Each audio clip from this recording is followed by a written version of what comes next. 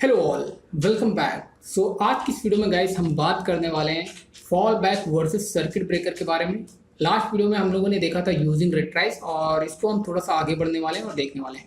और मैं उम्मीद करता हूँ कि इस वीडियो को आपने एंड तक देखना है, क्योंकि यहाँ पे कुछ चीज़ें मैं रिपीट करूँगा, लेकिन डेफिनेटली ये चीज़ें समझना जरूरी है, क्योंकि आगे की वीडियोज़ में जब इम्प्लीमेंटेशन की ओर बढ़ेंगे तो वहाँ पर बहुत ज़्यादा आपको ये ज़रूरत पड़ रहा होगा। तो चलिए गाइस देखते हैं क्या है हमारा fall back versus circuit breaker.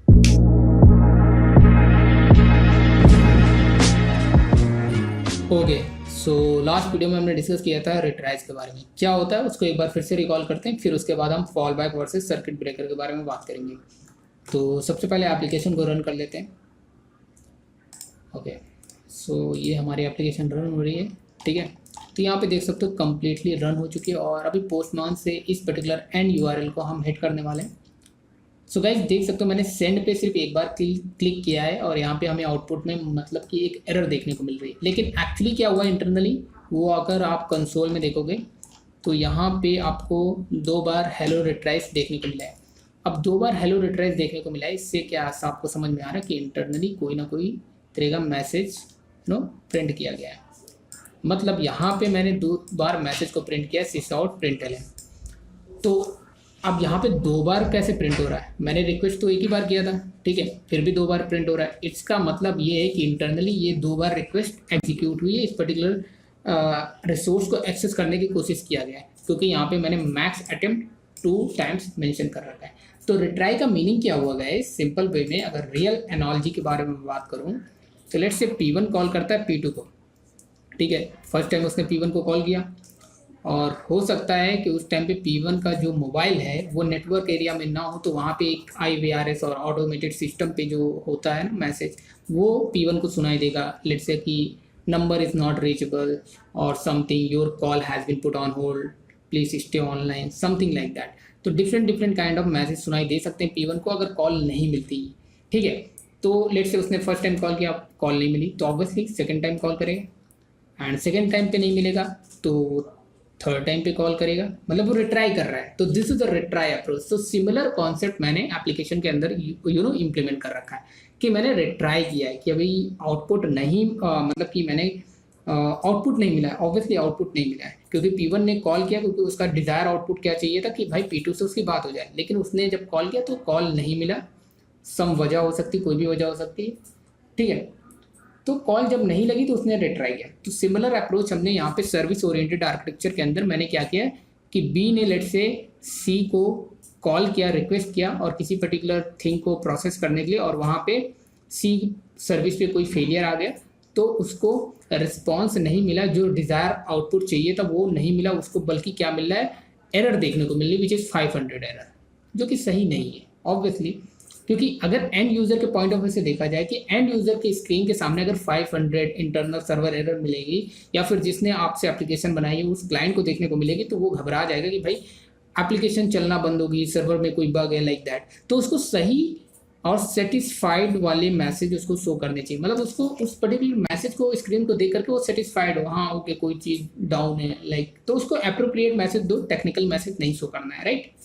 So I hope you are getting my point. तो ये था रिट्राई अप्रोच जो कि मैंने इंप्लीमेंट करके दिखाया था। ओके, अब ये बात तो समझ में आ गई। चलो रिट्राई अप्रोच जो कि हमें 500 नहीं देना है, मतलब कि इंटरनल सर्वर एरर या फिर समथिंग एल्स, ठीक है, कोई भी काइंड के एरर। अब रिट्राई क्या है कि अच्छा रिट्राई क्या है, यहाँ पे लेट्स से कि 2 सेकंड का गैप होकर के या 5 सेकंड का गैप होकर के P1 ने P2 को कॉल किया। अगेन हम रियल एनालॉजी पे आ रहे हैं, ठीक है। तो या जो भी समय का वो गैप करके ले रहा है, ठीक है। तो वही चीज़ यहाँ पे भी मैंने इंप्लीमेंट किया है कि मैक्स अटेम्प्ट क्या करेगा कि भाई 2 ही बार कॉल करे। लेट्स से कि रियल एनालॉजी में P1 जब P2 को कॉल करे तो एक बार कॉल करा, कॉल नहीं लगी तो दोबारा से कॉल कर ले, ठीक है। लेकिन जब दोबारा से कॉल करेगा तो यहाँ पे मल्टीप्लायर का यूज़ किया 3, मतलब थोड़ा सा कॉल करने के बीच में, मतलब फर्स्ट कॉल से सेकेंड कॉल के बीच में एक थोड़ा सा गैप होना चाहिए, तुरंत इमीडिएटली कॉल ना करे।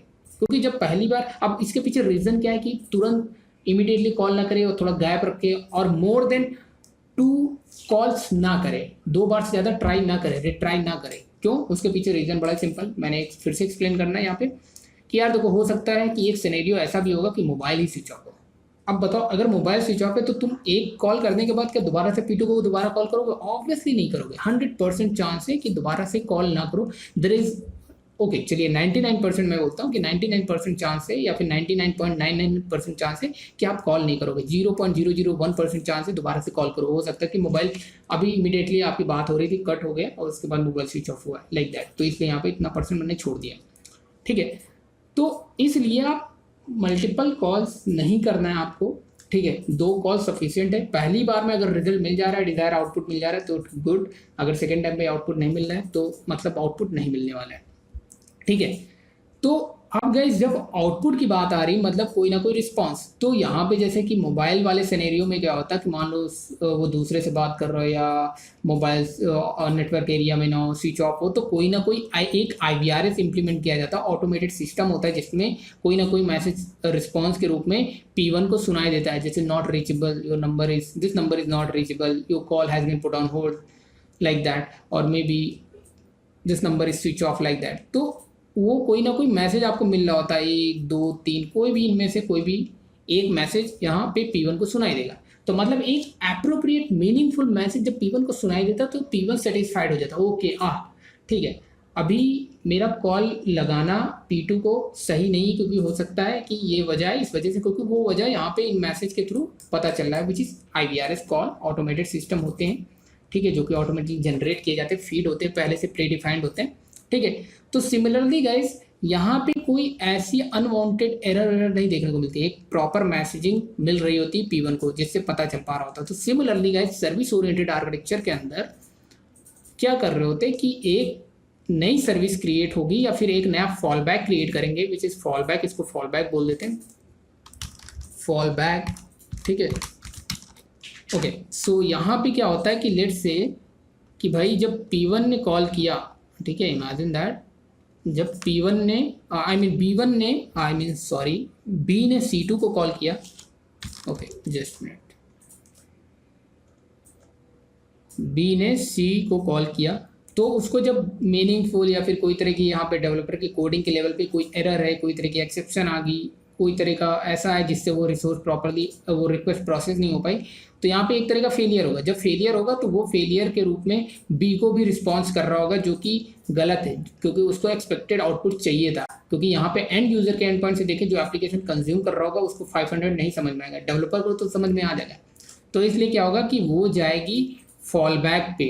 फॉल बैक पे मतलब एक ऑल्टरनेटिव मैसेज, एक मीनिंगफुल, ठीक है, मैसेज जो है जनरेट करके उसको B2 को पास करेगा।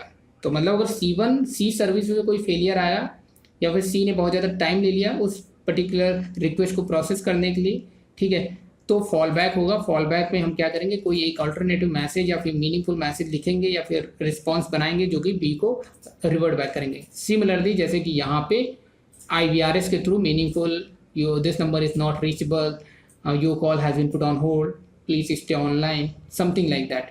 तो इस तरह की चीज़ें यहाँ पे P1 को सुनाई दे रही हैं जो कि मीनिंगफुल है। तो सिमिलरली हमें भी अपने क्लाइंट को सुनाना होगा, मतलब C के थ्रू B को प्रोवाइड करना होगा। तो गाइस यहाँ पे क्या है, अभी वही चीज़ है कि यहाँ पे मीनिंगफुल नहीं मिल रहा है, एक फेलियर मिल रहा है, तो मतलब कि एक रिकवरी मैसेज हमें प्रोवाइड करना होगा जब फेलियर आए, ठीक है। और रिट्राई तो मैंने बता ही दिया कि मल्टीपल टाइम्स हमें रिट्राई करना है। एक बार में रिक्वेस्ट अगर सक्सेसफुल नहीं हो रहे, हमारा ये डिज़ायर आउटपुट, ये पर्टिकुलर लाइन नहीं एग्जीक्यूट हो पाई, तो कोई एरर होगी, कोई बग होगा, तो रिट्राई से इंटरनली मैं कह रहा हूँ कि 2 बार हिट मारे उस सर्वर पे, ठीक है, उस कोड को 2 बार एग्जीक्यूट कराएं। तो यहाँ पे रिट्राइस अगर 2 बार में भी एग्जीक्यूट नहीं हो रहा है, इट मीन दैट कि वो पूरी तरह से फेलियर है। मोर देन 2 टाइम्स हम नहीं रखेंगे, ठीक है, क्योंकि जो अच्छा नहीं, जो कि मैंने रियल एनालॉजी में बताई दिया, फ़ोन स्विच ऑफ भी हो सकता है, राइट। ओके तो रिकवरी कैसे करेंगे, तो recovery which is fall back again यहाँ पे गाइस, तो यहाँ पे आपको करना क्या है, रिकवर पब्लिक। अच्छा हो सकता है गाइस आप लोगों को लग रहा होगा मैंने रिपीट किया पिछली वीडियो का कंटेंट थोड़ा बहुत यहाँ पे, तो डेफिनेटली किया है क्योंकि आपको बात समझ में आ जाए, क्योंकि बाद में यही चीज़ें जब इम्प्लीमेंट कर रहे होंगे तो दिक्कत आती है, ठीक है। तो यहाँ पे मैंने लेट से रख देना है टेस्ट मेथड का फेलियर हो रहा है, तो यहाँ पे मेथड नेम है टेस्ट, ठीक है, यहाँ पे test let's say fall back test fall back something, naming convention कुछ भी रख दूँ, ठीक है। यहाँ से मैंने रिटर्न मार देना है I am fall back something, कोई मीनिंगफुल मैसेज रखना है। बहरहाल के लिए मैं यहाँ पे अभी ऐसे कर दे रहा हूँ, ठीक है। इन रियल एप्लीकेशन में ऐसा नहीं करना है आपको, बस इतना ही से काम करना है, ताकि अब क्या होगा अगर मैं इसको रिलॉन्च करूँ, स्टॉप एंड रिरन, तो आपका रिट्राई भी हो रहा होगा कि नंबर ऑफ टाइम कितनी बार है उस रिक्वेस्ट को एक्सेस करने के लिए, उस पर्टिकुलर रिसोर्स को एक्सेस करने के लिए हम कितनी बार हिट करें, वो मैंने मेंशन कर रखा है 2 टाइम्स। और हर रिक्वेस्ट के बीच में कितना गैप हो उसके लिए मैं मल्टीप्लायर भी बना रखा है। और फाइनली अगर वो हमें रिट्राई करने के बाद भी हमें डिज़ायर आउटकम ना मिले, आउटपुट ना जनरेट हो, रिजल्ट ना जनरेट हो, सो रिकवर कर दें उसको, रिकवरी में कोई ऐसा फॉल बैक मैसेज हम प्रोवाइड कर दें ताकि यूज़र हमारा सेटिस्फाइड हो जाए ना। अभी यहाँ पे एरर देखने को मिल रही थी 500 इंटरनल एरर, नो अभी गए समथिंग कुछ अच्छा देखने को मिलेगा एंड यूज़र को। तो एंड यूज़र के एंड पॉइंट से देखोगे तो आई एम फॉल बैक, तो ये कन्वीनियंट मैसेज लगेगा, मतलब I am not saying that ये मैसेज एग्जैक्टली होना चाहिए, आई एम सेइंग दैट कि एक अप्रोप्रिएट मैसेज आपको रिटर्न कराना होगा, वो चाहे रिजल्ट हो चाहे डेटा हो कुछ भी हो, ठीक है। तो ये था हमारा fall back. So fall back is all about recovery of the failure, just like that you can say that in a simple way, मतलब रिकवरी ऑफ द फेलियर मतलब एक ऑल्टरनेटिव मैसेज प्रोवाइड कर देना है यूज़र को या फिर service को, ठीक है, ऐसे भी समझ सकते हैं। जरूरी नहीं कि हर बार यूज़र को ही प्रोवाइड करना है। एक सर्विस जब दूसरी सर्विस से कम्युनिकेट कर रही थी तो दूसरी सर्विस जब जिससे कम्युनिकेट कर रही थी तो उसको हम एक अप्रोप्रिएट मैसेज प्रोवाइड कर सकते हैं, ठीक है। ओके नाउ गाइस, अब बात करते हैं fall back versus circuit breaker. Video का लेंथी हो गए तो डेफिनेटली यहाँ पे थोड़ा सा थ्योरेटिकली जाएंगे, प्रैक्टिकली नहीं जाएंगे। तो मैं बताना चाहूँगा कि fall back versus circuit breaker को एक्चुअली इंटरचेंजेबली कभी कभी यूज़ कर लिया जाता है, मतलब सर्किट ब्रेकर कहीं ना कहीं एक तरीका फॉल बैक अप्रोच को ही फॉलो करता है, ठीक है, ऐसा बोलते हैं लोग। लेकिन यहाँ पे एक जो सबसे इंपॉर्टेंट बात मैं बताना चाहता हूँ कि फॉल बैक के साथ कब जाना है और सर्किट ब्रेकर के साथ कब जाना है। देखो यार, सर्किट ब्रेकर थोड़ा सा कॉम्प्लिकेटेड है, वहाँ पे lot of configuration you have to mention actually, you have to configure actually, ठीक है। लेकिन वो सब बात अलग है, क्योंकि यहाँ पे फॉल बैक आपने देखा कितना सिंपल है। लेकिन ऑब्वियसली सर्किट ब्रेकर में जैसे रेजिलियंस 4J के थ्रू जाते हैं तो वहाँ पे थोड़ा सा आपको चीज़ें कॉन्फ़िगर करना होगा और बेहतर तरीके से सर्किट ब्रेकर अगर आप कॉन्फ़िगर कर रहे हो अपनी एप्लीकेशन, तो ये लिटिल बिट कॉम्प्लिकेटेड है ऑब्वियसली हम कहेंगे। और फॉल बैक देख सकते हो कितना सिंपल है, लेकिन I will not recommend in real time, you have to configure in a proper manner, right.